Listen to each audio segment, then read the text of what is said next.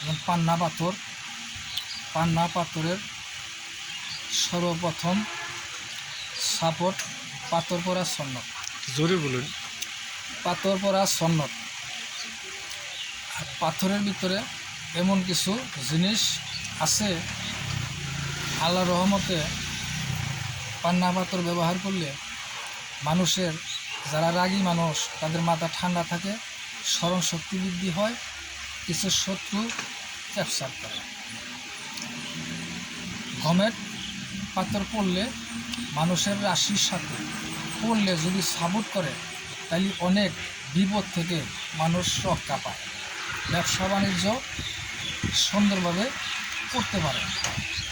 সারলিক পিতলের আংটি, আকিক পাথর সহজে পরে তার শরীরে যদি অ্যালার্জি হয়, চুলকানি অ্যালার্জি হয় না, গরুর মাংস খাইতে পারে, শরীর বন্ধ থাকে পিতলের আংটি পরলে। আকিক পাথর প্লাস্টিক কেউ পরেন না, প্লাস্টিক হলো এমনি। আর পাথরের মধ্যে গেলে লাল আকিক আছে, কালো আকিক আছে, সাদা আকিক আছে, দুধ আকিক আছে, চাঁদনি আকিক পাথর আছে, সলেমনি আকিক পাথর আছে। আকিকের মধ্যে সবাই এক পাথর ইউজ করা যাবে না, মানুষের রক্তের সাথে কালেকশন আছে আকিক পাথর। কোনোটা গরম, লালটা হইলো গরম, কালাটা হইলো ঠান্ডা। যারা রাগী মানুষ তারা কালো পাথর ইউজ করতে পারে। আর যারা অত্যন্ত শরীর দুর্বল, হার্টের কিছু অধিকাংশ কাজ করে, লাল আকিকে গেল। মনিষ্ঠর পাথর, যারা স্মরণ শক্তি পায় না, মনে থাকে না, মনকে আনন্দ দেয়, স্মরণ শক্তি থাকে, তাদের ভালো থাকে যদি সাপোর্ট করে জিনিস গেল।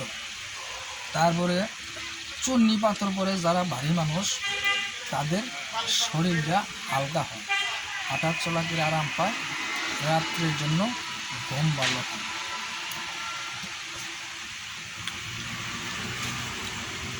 মুক্তা পাথর, এটা সর্বোচ্চ, এটার নাম হইল মুক্তা, কামের জন্য মুক্তা, মানে সকল মানুষ পাথরটাই করেছেন।